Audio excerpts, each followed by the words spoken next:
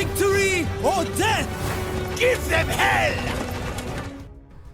Good morning, ladies and gents. So I'm back with no Conquerors Blade video, and this time around we're going to be looking at the recent changes to the Glaive, which have been labelled a buff, but I am not totally in agreement with that. Before we get into the video though, hit that subscribe button if you want to be kept up to date with the latest and greatest of Conquerors Blade. So then, the Glaive is one of the weapons which has been heavily nerfed in the last few seasons. No idea still as to why it was actually nerfed. It was nerfed by the way of blunt damage actually being taken away, and because the Glaive and most of its skills actually rely on blunt damage, it was nerfed very heavily, which unfortunately meant the Glaive was no longer played by a lot of people. I seem to be the only one playing it at certain times, which is a real shame. I've stuck with it, I've kept going all the way, and now we have had a bit of a change to it. So I'm going to run through all the changes. I'm going to give you my kind of my outlook, my personal experience, my personal view on all of the changes. Now bear in mind, I have played Conquerors Blade now for 4 years, and the Glaive is my top weapon. I have over easily 10,000 games worth of Glaive gameplay, so I feel I know what I'm on about and what works and what doesn't work. So if you have any other comments, or if you have any comments or anything like that, then please do let me know down in the comments below as ever. So starting off with the combat dismount skill no longer costs stamina. Massive buff, really useful. So when we jump off our horse now and then instantly attack, we aren't using stamina, which is a very nice change. Glaive skills no longer share a cooldown, so I wasn't actually aware of any Glaive skills that did share cooldowns, but that is definitely a buff. I will take that. It is more coherent to weave in dash attack. So what this means is when you hold shift and you do that big jumping kind of dash attack, that is easier to kind of weave into the combos now, which is quite nice. I never seem to really struggle with it, but I know as newer Glaive users and newer Glaive players, sometimes it's a little bit difficult to figure out when and where you can kind of use that, so that is definitely a buff to it.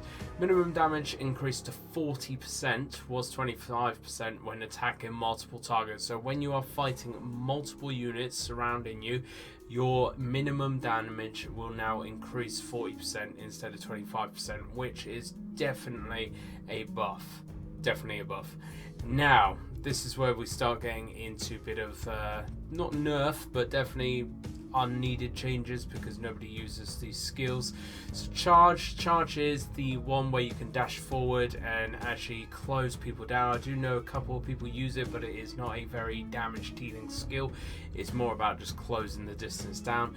Closest piercing defense, increased piercing defense by 20%. It's a little bit weird that it does that because it's a slashing damage skill, not a piercing skill. Attacks can now knock enemies down and knock them off horses. I have yet to experience this. After about 5 to 10 games of playing Glaive for the new changes, I have not been able to do this to any person on a horse, so I'm not sure if this is working right. Dash attacks can now be used during charge. That's quite a nice little implementation of it.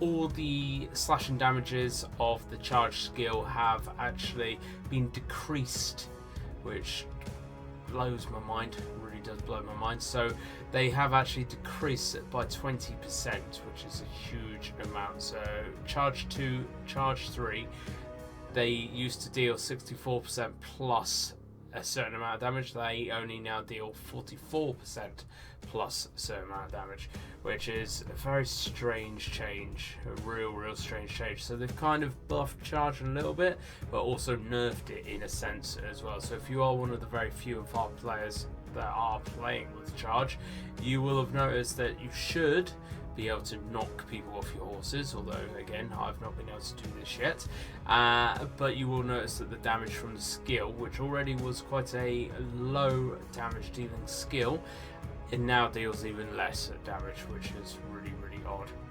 God of Battles, this is I would say one of the biggest changes to the glaive, and this is definitely a buff. So not only do we now at level 3 give a 15% overall damage buff to us and nearby units and heroes, we also now increase slashing armor penetration and blunt armor penetration by 8%, 12%, 16% plus on top of the overall damage.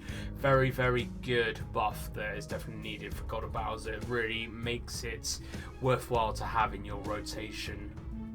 Heater Battle, I know a lot of people do use Heater Battle, so it knocks back nearby enemies when used, which is quite useful, and then it gives you a 30% damage reduction for a few seconds.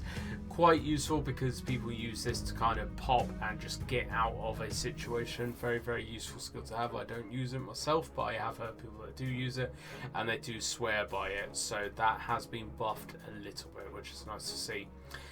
Hail of Blades, so the ultimate that absolutely nobody uses whatsoever because it does little to no damage, it is easily interruptible, and it is just not a very good skill whatsoever. Now knocks enemies off horses apparently, and it also knocks enemies back. Again, I've been trying Hail of Blades, it does neither. I don't know if these skills are working properly, but it literally does not do anything. I'm still getting interrupted when I'm using Hail of Blades, even by just normal green and blue units, so that's not useful in any way, shape or form. It's just not good, lads. It's not good. So Breaker of Shields, this is, other than the ultimate, this is the biggest heavy hitting glaive skill, and now this has actually been it's kind of been buffed, but it's also kind of been nerfed. It's a little bit weird. So the first attack, the blunt damage attack, has been nerfed, and the second attack, the slashing damage attack of the skill, has now been buffed. I'm not quite sure why they've gone that way around. Personally, I would have gone the other way around, but that is just me. I haven't really noticed a lot of difference in this one, to be honest. They are looking, or to me, it looks like they are looking at making the Glaive a lot more of a supporting class rather than a burst damage class, which is definitely how it should have been and how it was originally designed. It now seems to be more of a supporting class, making sure that actually you can get in there, take out a load of units, buff up your friendly units, and then get yourself out of there for it. Which is a shame. I still am doing decent damage as my Glaive medium armor full strength build, but it's just not the class it used to be, unfortunately. I really hope the devs see this video and agree with me in the thought process that some of these changes are wrong, definitely wrong, but also a little bit weird. I don't understand some of them and why you've even bothered changing some of the things you've changed, but that's just me, that's my thoughts. Everybody's been asking me on stream, so I thought I'd just do a video about it, but let me know your thoughts down below as well. If you are looking at playing the Glaive, I am more than happy to put out a updated Glaive build guide video for all of you that are looking to get into Glaive. So if you are, let me know down in the comments below as well. Hit that like button, hit that share button, share this video around, all that lovely fantastic stuff, and I will catch you out there on the battlefield.